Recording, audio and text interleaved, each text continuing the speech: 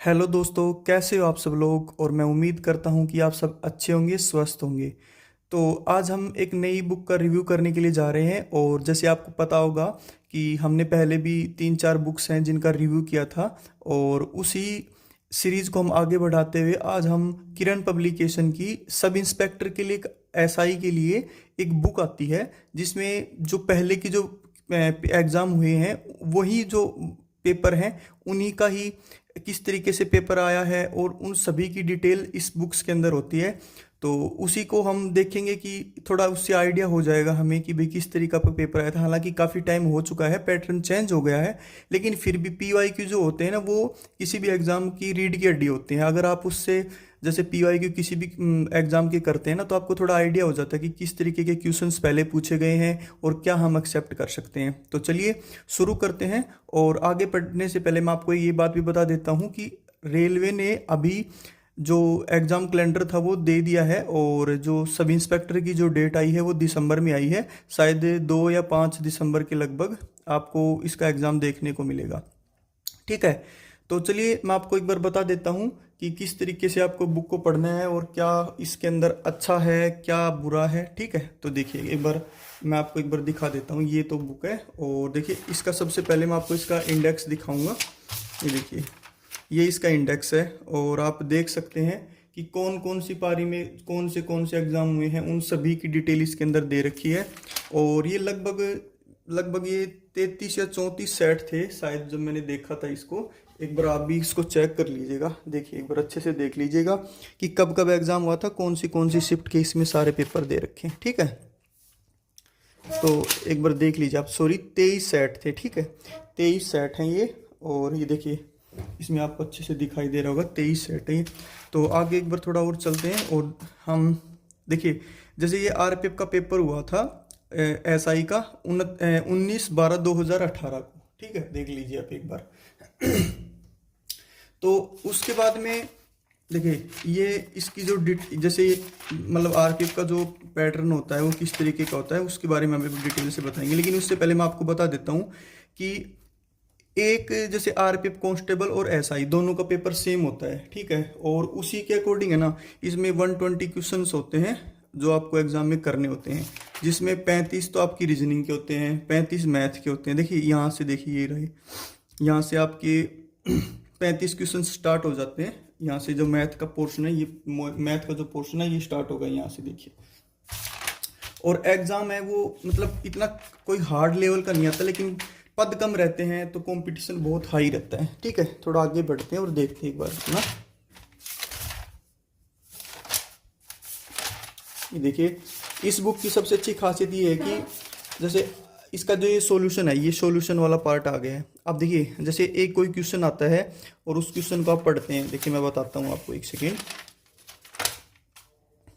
जैसे मान लीजिए कौन सा बताऊँ आपको, हाँ ये मान लीजिए आप, ये देखिए जैसे ये देखिए 32 का जो क्वेश्चन ना, लोकसभा में निम्न में से किस राज्य के प्रतिनिधियों की संख्या सबसे अधिक है। तो आपको पता होगा जो अपना उत्तर प्रदेश है उसमें उसकी जो पॉपुलेशन है वो सबसे ज़्यादा है, और उसी के अकॉर्डिंग जो लोकसभा की जो सबसे ज़्यादा सीटें हैं वो उत्तर प्रदेश की हैं। ठीक है, अब देखिए, अब हम चलते हैं इसके आंसर की तरफ।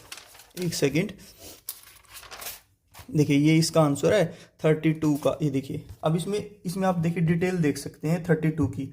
देखिए उत्तर प्रदेश में लोकसभा में प्रतिनिधियों की संख्या होती है वो 80 है, वो 80 से भी अधिक है। इसके बाद में महाराष्ट्र में और उसके बाद में पश्चिमी बंगाल में लोकसभा के सदस्यों की संख्या, लोकसभा में भारत का द्विसदनीय सदन का निचला सदन है। तो आप लोकसभा के बारे में काफ़ी जानते हैं कि भाई कितनी सीटें होती हैं। लोकसभा का जो नेता होता है वही आपका प्रधानमंत्री बनता है। ठीक है, तो आप देख सकते हैं। तो मतलब इस बुक के अंदर ये अच्छी खासियत है कि इसमें डिटेल दिया हुआ है सारा। हालांकि देखिए मैथ का भी सॉल्यूशन है, लेकिन मैथ का जैसे रीजनिंग का तो ठीक है, लेकिन मैथ का जो सॉल्यूशन है ना वो शॉर्टकट में नहीं होता इसमें अंदर।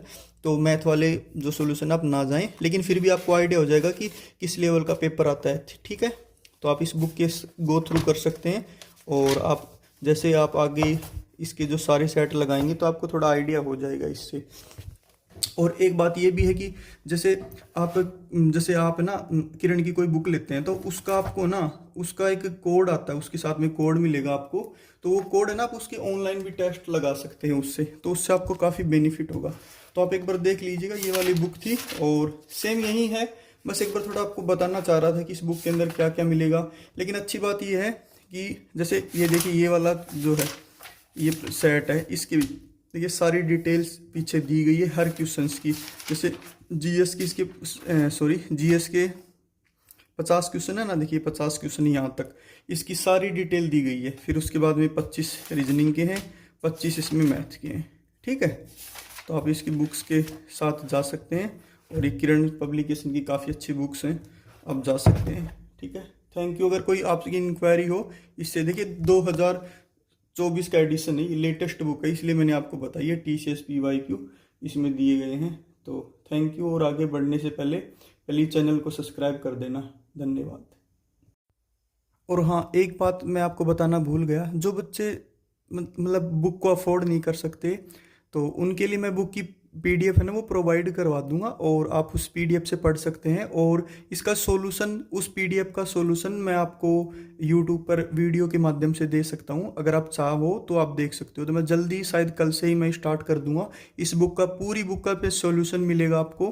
तो आप जाके उस बुक्स को, उस सॉल्यूशन को देखें, और उससे आपको और कुछ भी सीखने को मिलेगा। क्योंकि जैसे मान ली वो सीरीज जैसे स्टार्ट होती है ना, तो जैसे मान लो मैं पेपर करवा रहा हूँ आपको, तो उस पेपर में आप देखना कि भाई एक क्वेश्चन आ गया, तो उस क्वेश्चन की ना मैं आपको पूरी डिटेल बताऊंगा। और जैसे मैथ की जो ट्रिक्स होंगी उसमें मैं बिल्कुल आपको शॉर्टकट्स बताऊंगा, और रीजनिंग में भी जैसे ट्रिक्स से क्वेश्चन होंगे वो बताऊंगा। क्योंकि हो सकता है शायद मैं कुछ जानता हूँ, क्योंकि देखिए हर आदमी का मेथड अलग होता है, हर इंसान का तरीका अलग होता है। मैं जिन टीचर से पढ़ा उनका अलग होगा, आप जिनसे पढ़े हैं उनका अलग होगा।